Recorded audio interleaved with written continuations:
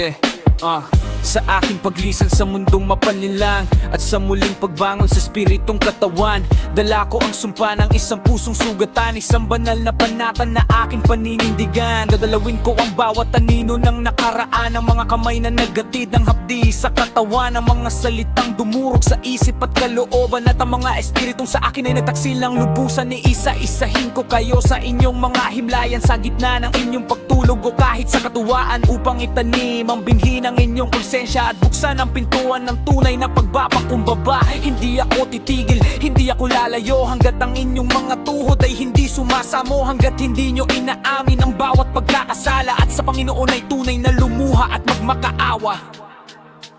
Araw-araw ay mararamdaman nyo ang aking presensya. Isang bulong sa hangin, isang bigat sa gunita. Hanggat hindi kayo natututong ang tawad ng tunay, at sa Diyos ay isuko ang inyong mga buhay.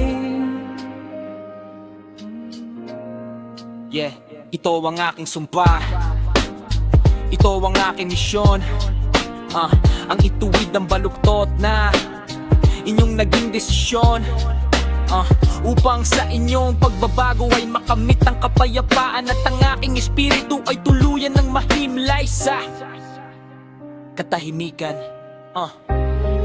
Araw-araw ay mararamdaman nyo ang aking presensya.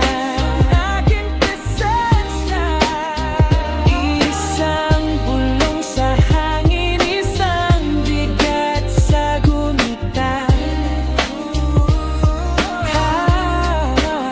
Hanggat tuwid kayo natututong magpatawad ng tunay, at sa Diyos ay isuko ang inyong mga buhay.